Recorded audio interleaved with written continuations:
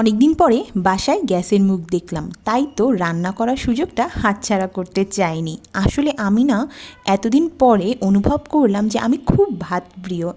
তো খুবই সিম্পল রান্না করেছি, আর রান্নাটা রাতেই করেছি, কারণ দিনে গ্যাসের পাত্তাও পাওয়া যায় না। যেটুকুও গ্যাস থাকে সেটা রাতেই থাকে। যাই হোক, এখানে রান্না করেছি ভাত আর কই মাছ।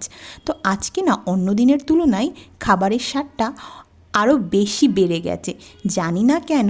যাই হোক, তো কই মাছটা আমি ভাজিনি, এটা একবারেই বসিয়ে দিয়েছি, কারণ কখন গ্যাস চলে যায় বলা যায় না। তো ঝটফট করে রান্না করতে হবে। আর আমার জামাইয়েরও নির্দেশ যে আজকে তো গ্যাসের রান্নাই খাবো। গ্যাসের বিল দিচ্ছি, গ্যাসের রান্না কেন খাবো না। যাই হোক, আপনাদের সাথে কথা বলতে বলতে খাবারটাও শেষ করে ফেললাম। আর আমি এখানে কই মাছের মাথা খাচ্ছিলাম খুব সাবধানে, কারণ কই মাছে যে কাঁটা আছে, যদি গলায় বিঁধে তখন কি হবে সেটা তো আর বলতে বাকি রাখে না।